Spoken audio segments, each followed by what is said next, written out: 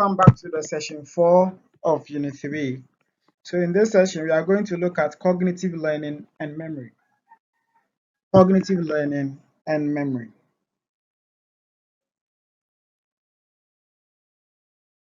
So by the end of this session, we should be able to explain the basic assumption of the cognitive learning, describe the cognitive learning process, discuss modeling or observational learning as a common type of cognitive learning, then discuss the application of cognitive learning principle in marketing, and lastly, describe the role of memory in learning. Now, cognitive learning theory.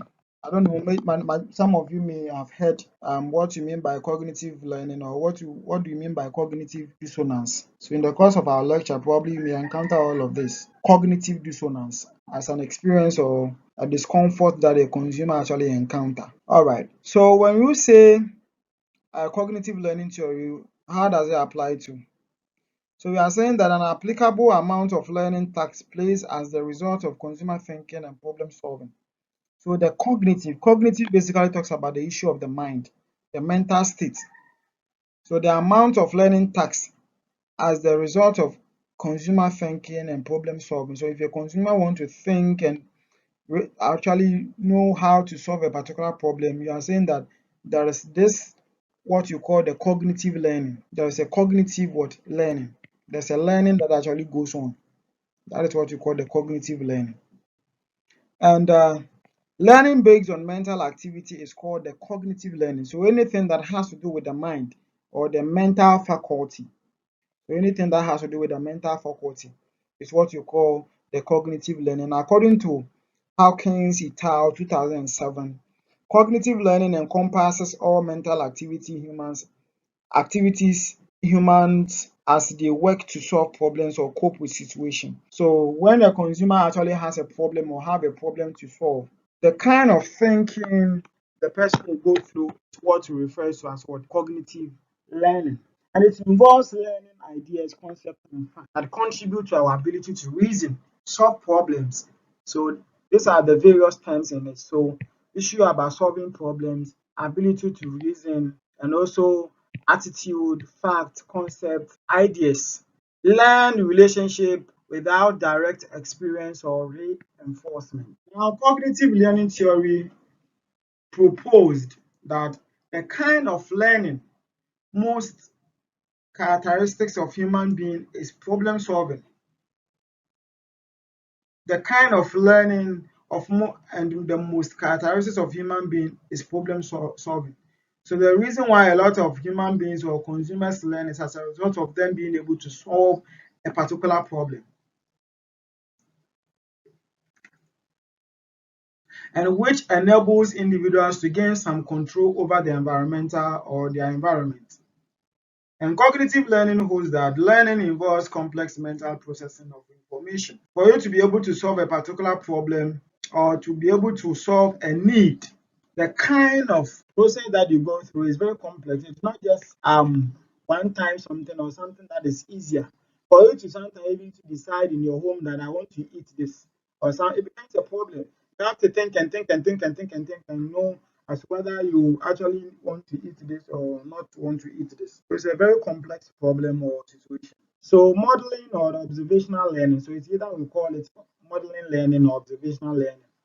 And according to Solomon 2002 and Hawkins et al. 2007, they identify modeling or observational learning as one of the common type of cognitive learning important to marketers.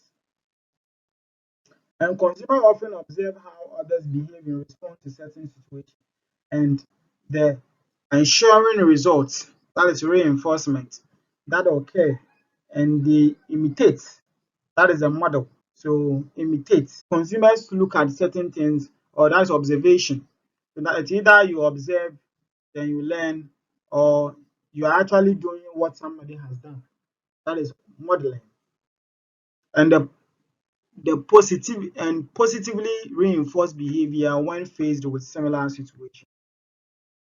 Now, the components of the observational learning. When observational learning, as I earlier said, looking at what somebody is doing and repeating same. Now we have several components of the observational learning. We have the consumer's attention must be directed to the appropriate model. So if a consumer wants to learn through the observational learning, we are saying that that particular consumer must pay an attention or must pay attention directly to the appropriate model that he or she want to actually learn from.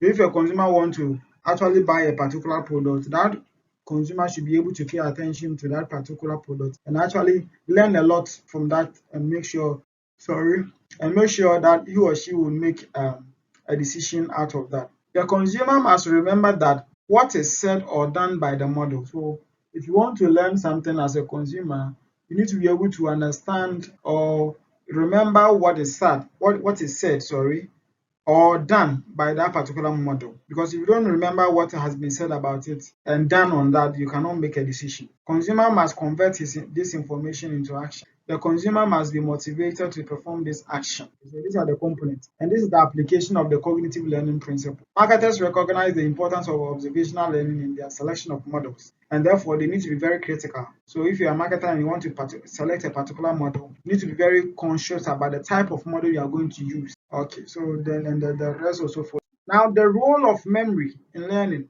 So individuals' memory is different. Consumers have different memories that they actually use to store or process information. And then the type of knowledge or the type of memory they have actually play a role in consumers' life. So we are saying that the memory involves a process of acquiring information and storing it over time so that it will be available when needed. So if you are a consumer and then you find it difficult to store information, it means that every day you need to look for information, you need to learn before you can actually make a decision. But if you are able to store certain information pertaining to a particular product, wherever you go, if you see that particular product, you'll be able to remember whatever you have actually learned on that. And based on that, oh, you don't even have to think about it. You ask the price, you negotiate small, you buy. But when you have encountered a particular product before and the information about that particular product is lost, when you meet it the second time, it becomes an entirely different thing to you, and therefore you want to know more before you buy. And that is where you have to commit a lot of attention and learning into it. And again, marketers need to be very cautious about this because you have to know the type of memory your consumers they have. And that is why we are saying that if you're a marketer and you are communicating through advertisement or whatever medium, you need to be very mindful of the kind of words or the kind of phrases that you use, because you might think that you said this and then they did not hear, they didn't hear. You have actually taken notes, but just that they just don't want to talk about it. But the day you come and stand there again, then the consumers will try to refer you that you said this, you said that. Probably you came there to give them promises. You came and then you're like, come and buy one, get one free. They come, they buy one, and they will tell you the one you said for free. You say, oh, it was just a mere pass. They will keep quiet. Next time you will come and you see whether you get even a cockroach to come and stand on your product to say he or she is coming to buy. All right. So the memory actually plays a role because when consumers are able to store much information, they are able to make decisions and process them as such. Okay, so how consumers store, retain, and retrieve information. Now, the human memory is of crucial importance to the process of information. Cognitive theory seeks to discover how information gets stored in memory.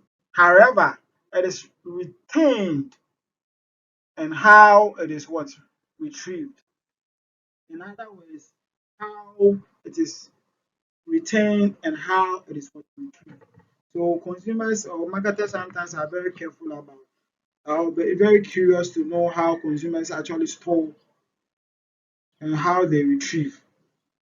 So it is generally believed that there are separate storehouses in memory where information is kept temporarily before further processing. So we have the sensory store, we have the short store, and we have the long store. So the sensory store is like the use of our sensory receptors, the touch, the feel, the taste, and then our ears. So there's that portion of our memory where when we touch something, we have a particular perception. We have formed a particular impression.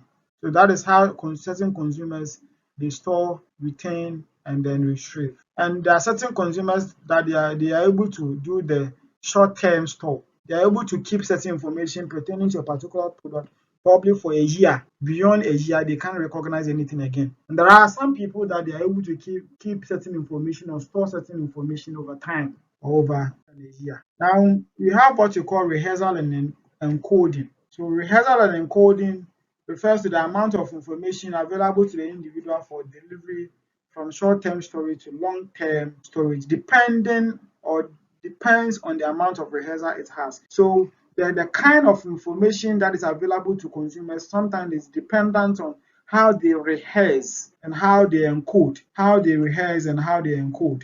So there are certain consumers that they have certain information pertaining to a particular product, and always they want to rehearse, they want to encode to actually have a deeper understanding. And in what do you call it? In our normal individual behavior, the more you rehearse something, that thing becomes part and parcel of. Then we have retention as the long-term storage. Information is constantly organized and reorganized as new links between chunks of information and all that. So in fact, many information processing theories consider the long-term term and the long-term store as a network consisting of nodes or the concept. Now, retrieving of information, here we are saying that retrieving is the process by which we recover information from long-term storage. So you can only retrieve when you have been able to store something in your long-term store. All right, so let's move on to the kinds of interferences. So in the course of this storage or store that we are talking about, there are set two kinds of interferences. We have the new learning. New learning can interfere with the retrieval of previous stored materials. Yes. So if you want to actually retrieve something, but then always consumers are learning different things. So the new learning may also interfere. Then old learning can also interfere with the recall of what? Recent learned material. So basically, this is what we are actually wanting to be familiar with. So we have talked about learning and all that, behavioral learning, the theories and how applicable it is to consumers and also to marketers as well. Thank you very much.